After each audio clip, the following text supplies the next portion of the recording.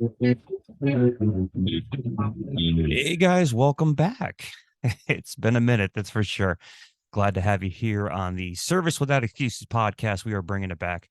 I had a discussion. I'm going to explain myself a little bit more. Go over here a little bit. There we go. We got a new studio, new screen, whole new bunch of stuff going on. But I wanted to get into why. So I have a mentor, and I won't say who he is. One of my mentors, but this mentor has a lot to do with podcasting. And one of the things that I decided that was taking a lot of time, and why I took a step back away from doing the podcast that I dearly loved. I really did. I got so much out of interviewing these incredible guests and talking to these amazing people and learning every single day. And it was just, I loved it. I loved every part of it. But the problem is, it started to take up a little bit more time than I could even allocate to it. I had to start growing other parts of the business. I had another side of the business that was growing exponentially. Our service company was growing. Obviously, coming out of COVID, we started getting busier and busier. And my other company, which is my coaching consulting company, started growing. And now I've gotten to the point where I'm developing systems and programs in place to help scale that. So I'm really happy with the direction that I'm going, but it did take a lot of time and unfortunately a lot of sacrifice in order to make it done. Again, all worth it as long as I had the hours in the day to do it. And I didn't want to sacrifice my personal family life to lock up what little time I had left over. So that was my reason for doing it. This particular mentor will go unnamed, but he's very, very famous in this space. And he asked me why. And it was a simple question right before the holidays, why? And and I explained everything I just said, and he came back and still said the same question. Why? Hey, what's going on, brother? He asked why. Again, it just didn't make any sense to me. He says, listen, you know how to juggle multiple businesses at a time. You've done it your entire adult life. Um, there's no reason. I mean, and I listen to a lot of podcasts, and I have a lot of great people that have invested in stuff that I've built up and stuff that has been developed. And he says, I got to tell you, the stuff you do was much different than the norm, and that different was a good thing. So he couldn't understand. He says, you have the ability to communicate clearly and concisely. Whether that's true or not, I don't know. That's up to you, the listeners. But his whole thing was, why would you stop something that is working? People are learning from it. Your downloads represent that. I mean, your podcast was like 2 years old with 15,000 downloads at that point, and new and noteworthy at one point, and all kinds of other accolades you're getting, and then you just stopped. Why? And that was a good question. And I thought to myself, you know what? Yes, some good questions. And can I do it? And he says, one of the things I taught you a long time ago was you needed to start outsourcing some stuff. And I know you like to be a little bit of a control freak. You like to go and do all the stuff yourself because it just makes most sense. You're right there. You can do it quickly. But there are things you have to put in other people's pathways. He goes, I directed you into using companies like Buzzsprout, which are phenomenal when it comes to scaling your podcast and really getting it out there and being easy platform in order to upload all your content into, and then to distribute it throughout all the different formulas. He said you worked all the way to get pretty much every podcast situation other than a private syndicated podcast, which could be next for you in the future. Working within the syndication programs in order to get stuff out there to people in businesses. Now, I have a very narrow niche with my business because that's what I know, and it's towards service businesses. But there are a lot, and I mean a lot of service businesses out there. So my whole thought process was I wanted to get it out there because I wanted to be able to help with other people and learn and grow their own and help other people get to their business. And we came up with this tagline. You see it right here: helping service business professionals grow one podcast at a time. Because every single podcast is very specific and very different. And one of the things that I've prided myself on in my courses that I've designed and sold, and have had a lot of, those that have bought it and have gotten it through our coaching programs, have had a lot of great success with it because I was very narrowly focused on one thing. It's not that I don't understand marketing and I don't understand all these things. In fact, they're all kind of part of what I teach, because what I teach most is how to position yourself different from experience. And if you haven't heard the story, I'm going to tell you real quick. I spent 17 years working for two of the largest franchise service companies in the world. Every position from a technician on a truck to a regional support to a franchise support technician, which means I got to travel the country and at some points the world. And then, of course, running these companies, these multi-million-dollar companies before I ever opened my first door. And what I learned by running those companies was how to efficiently run a multi-truck company. But what I didn't know when I first started was how to start my business and how to start my business from scratch. And that's where I had to learn the power of positioning, because if I spent money marketing my company like other people spent their money and they spent their time doing that, I was going to fail. And I did in the beginning. I actually did. I spent all the money I had saved up over time to launch my first business, my first service company back in 2005. I found that I lost all of those resources and I had to get really good. And I said, what is different about these independent businesses versus these national chains? And only one thing came up, and that was positioning. And that's what I've been working on since that day, since 2005. So I've got a long track record of doing it in my own businesses and in my client businesses. And it's been a really great thing to make work and to help other companies do it. So the podcast got a lot of downloads, mostly in the United States. And then, of course, it kind of trickled out throughout the world. But it's pretty cool to find out where people listen to your podcast at.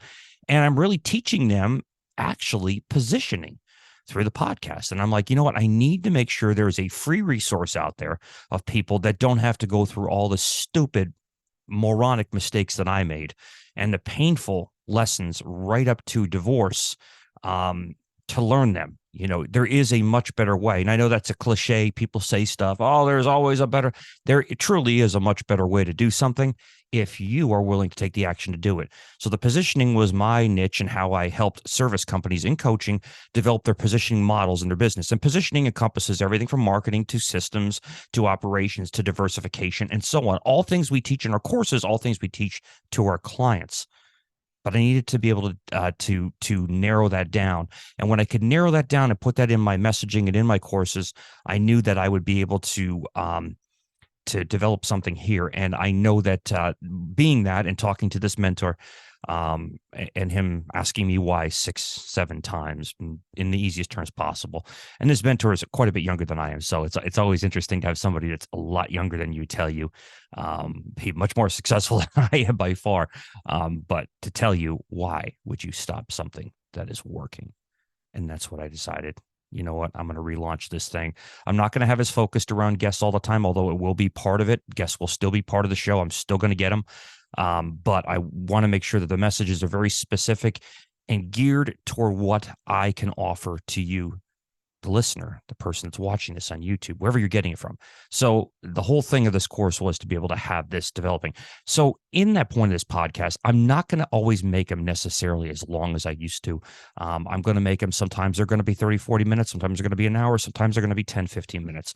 And that is a resource to you because that's the time I can allow to the podcast. But I want to make sure I can deliver something consistently to you, because without consistency, you don't have a business. You don't have anything. And if I'm not consistent in my messaging to you, then I'm not helping you, or even frankly helping myself by trying to spend the time to put this together for you. So guys, it's truly appreciated. It's truly humbling what the podcast accomplished in the two short years it was able to be. It's kind of born a little bit before COVID, and it kind of went from there and really grew up a lot during COVID because people were home. I think they listened to them a lot more, and they seem to get a lot out of it. And again, much appreciated to you. So one of the things I wanted to get into today, and of course, what is positioning?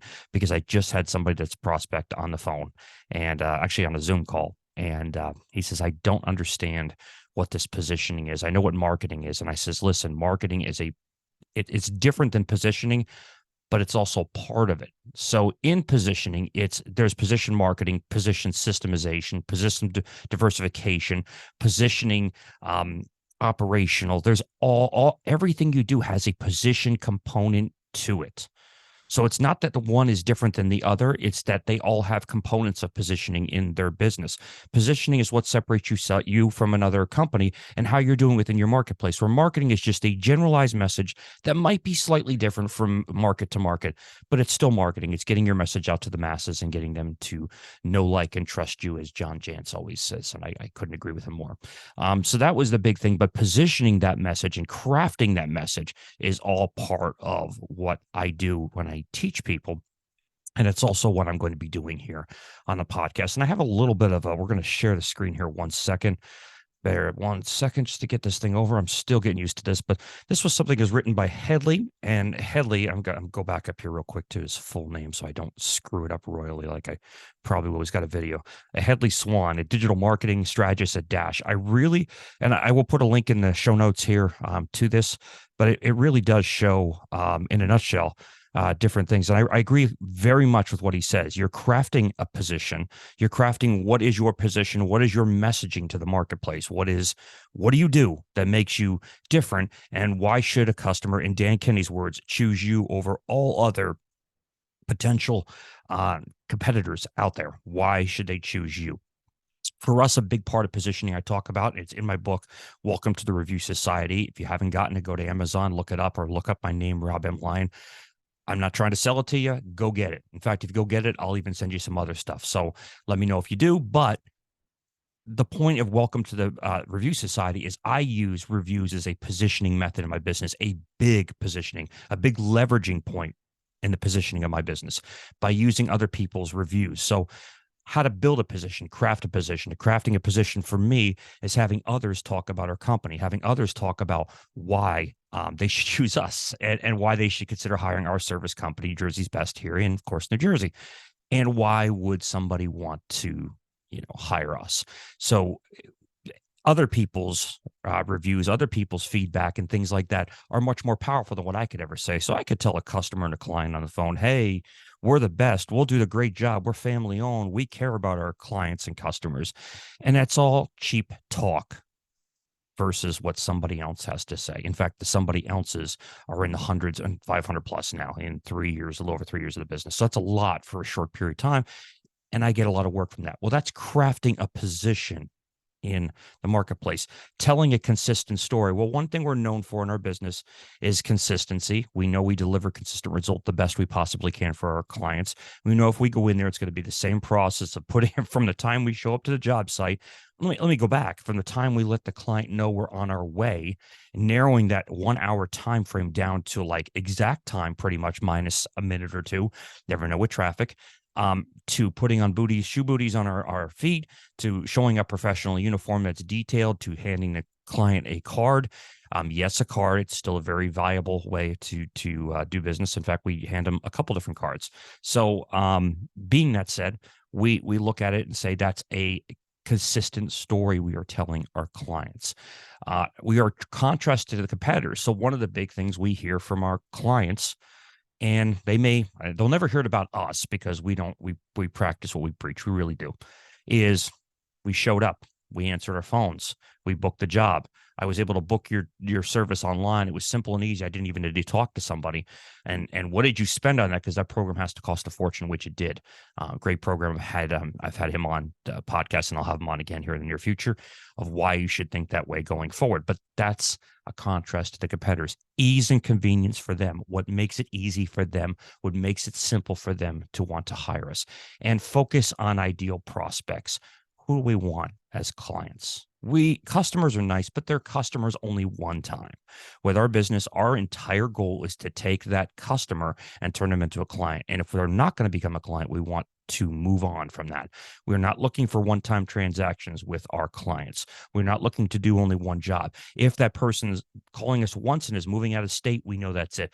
But we're still going to try to get a referral from them for a family, friend, somebody, maybe a neighbor they had. We never look at it as a one-time transaction. We don't care about the one-time transaction. In fact, many times we lose money on the one-time transaction because the cost to acquire that client and give them that level of service costs more than the job it does itself. There are times that is a case. So we are always focusing on ideal prospects, and your business might have it where you always lose money. You always have what's called in retail a loss leader. It's a thing that is lost in revenue, either break evens or loses money in order to get you in the door to do other things. And a lot of our businesses, even our service business, has lost leaders in it because we quite often on one or two rooms can't make any money by the time we pay the crews to go out and do the job. We've actually lost money between the marketing and doing the job. And you're probably no different than that. So you have to be focused on turning them into a client. That is a form of positioning. So he gets down here in the very bottom. If you're looking at the screen, establishing a position for your service in the minds of your customers. I'll turn that into clients. Having simple, consistent messaging that's distinct from others. What makes you different than everybody else? Again, it's not, if you're in my business and we clean carpets and tile and grout, it's not the carpet and tile cleaner they're purchasing. They're not calling you saying, hey, carpet cleaner, hey, tile and grout cleaner. They're calling you with the name of your company and who you are. And sometimes when they call you, they don't even know that. And now it's your job to educate them on who you are. Developing a strategy to set your service apart from your competitors. You, you have to be focused on what makes you better. I would never focus on what others are doing. I think that's a path to okay, so my competitor's charging $3 per room less than what I'm charging, so I have to charge $4 less. That's not a strategy. That's not a position. That's nothing. That's a bad plan. So you have to find things that work for you and work best to deliver the service profitably for you, over and over, and at the same time giving your clients the outcome they deserve. Avoiding trying to be things to all people. We are not all things to all people. We're companies called New Jersey's best. We don't call it because we think we're the best. We do strive to be the best. Now, I know many of my colleagues in the area that are doing equal job. The good guys I love. I personally love. They do an awesome job. The poor competitors that do lousy, low-cost work and give us all a bad name, they're not my friends. They're not my colleagues. And I don't even acknowledge them in the industry because they're bringing everybody down. They're not making you anything, not making you an ounce more unique than what you are. You're facing head-to-head competition from the stronger provider, being forced into a position and no other firm wants. You can't compete on those grounds because they will only drag you into the mud deeper, blurring the message and so forth and so on. So positioning statements are key. A feature a brand positioning strategy for professional services. They align your marketing efforts with your brand and your value proposition to ensure people understand how your service fills their specific needs. That's what really stuck out to me. Positioning statements are key features of a brand positioning strategy for professional services. They align your marketing efforts with your brand and value proposition and ensure people understand how your service fills their specific needs. And he goes on to say, talk about differences in that. But I really did subscribe to this. My only difference would have been the clients versus the customers. But ultimately, if it's the first time in, it's never a client. I mean, it's rarely, I haven't had, even if you're referred by a friend, they saw this, they think they know you, they're still a customer the first time in. You haven't proven anything to them at that point. They're hiring you, willing to exchange their hard-earned money for your services, but you haven't had the opportunity to prove anything for them. And if you have your positioning message down and positioning systems in place and positioning marketing in place, you can and will win. It's not a maybe. You will win. You just have to be strategic with it. Like I said, those that have we've worked with us in the past, or those that have invested in our programs, have all given me the same feedback. I think we've had one, thank God, only one person we weren't able to help out with it, and just couldn't see the light of day with it. It wasn't for them, and we gladly, refunded their money and said, "We wish you the best. Please, we'll help you with what we can, and hopefully you'll have a turnaround at some point in time." So it helps you, but that's one out of hundreds of people we've been able to talk to and help out with different things. So, guys, I want to thank you so much for joining me on the Service Without Excuses podcast. Again, some are going to be a little bit longer, some are a little shorter. I want to explain my side of why I decided to stop doing it, and I kept giving him, as he called them, he goes, "You're giving me nothing but excuses." So he gave me my own message back to me. Your podcast is called Service Without Excuses, and your reason for stopping the doing of the podcast was an excuse. And it's an excuse. And he was absolutely right. So I am trying to make sure that I can help people, as many as I possibly can, with learning the positioning method a lot easier than all those years of me learning it, and the positioning methods I learned when I worked for these large franchise companies that I didn't know I knew. And I had to leverage them into my own companies going forward. So, guys, thank you so much. We really appreciate you being on the Service Without Excuses podcast. We will see you on the next one. We hope you had a great Christmas. We're coming to the day after, and New Year's is coming up, and we'll have some other ones coming up here really, really soon. All right, guys, enjoy your day. Thank you so much. Yay. Oh, yay. Come on.